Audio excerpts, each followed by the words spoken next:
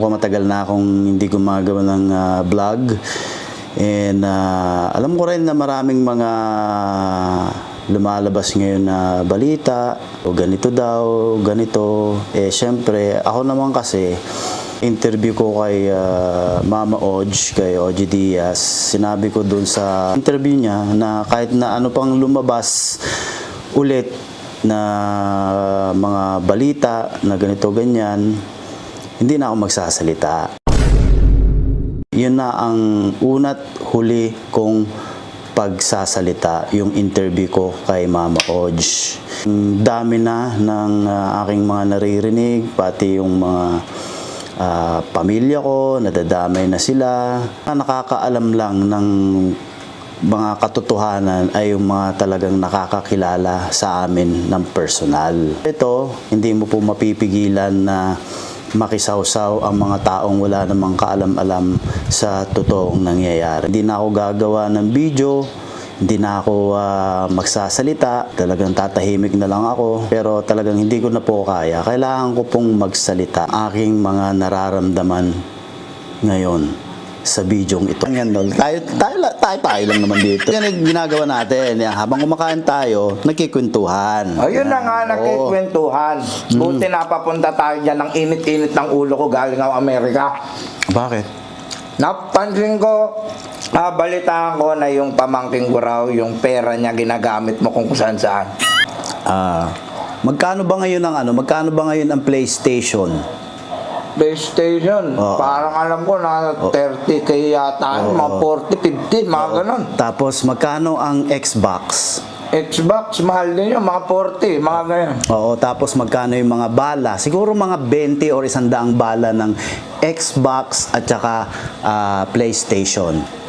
Mahal ang bala ng ganon kasi original. Tapos magkano yung sabihin mo na, brother, kapag magsha-shopping ka, gaano ka kadalas mag-shopping pag nasa Amerika ka?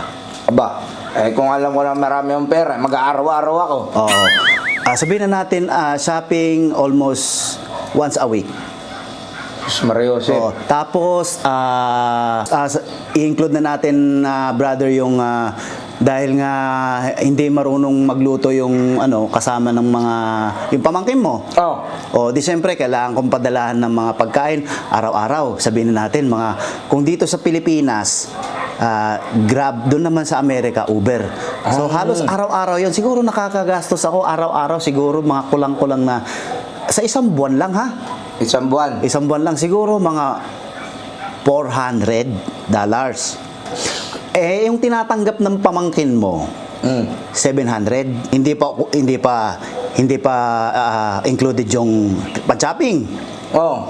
Hindi pa included yung mga pinapabili nilang anik-anik. Yung mga luho-luho. Luho-luho. Kaya kung minsan, utol, akong namumulubi.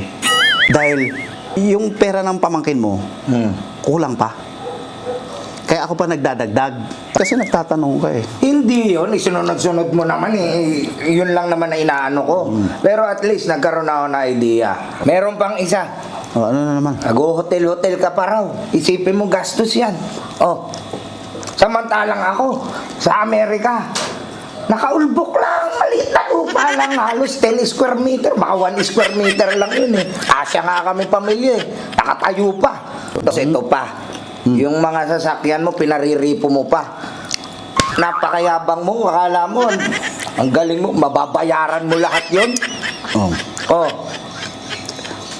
Iyon ang balita na pinaripo ko yung sasakyan. Tol, hindi naman totoo yun.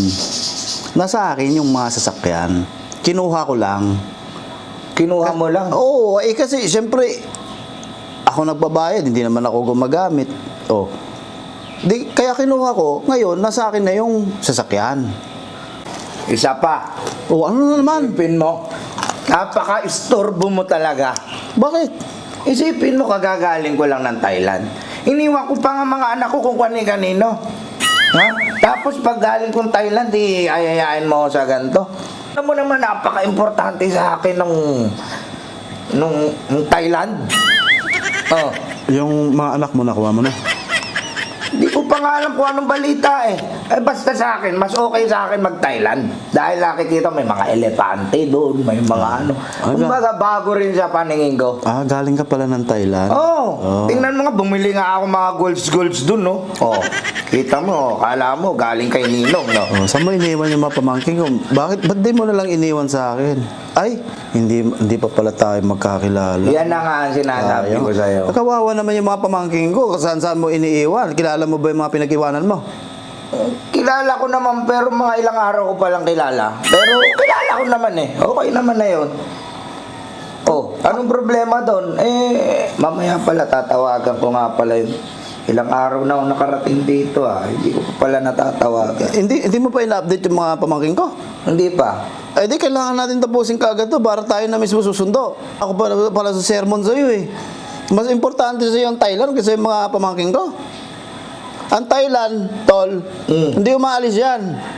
Pero yung mga pamangkin ko, iniwan mo sa mga hindi mo naman kilalang tao, nakilala mo lang ng how many days, 2 days, iiwan mo.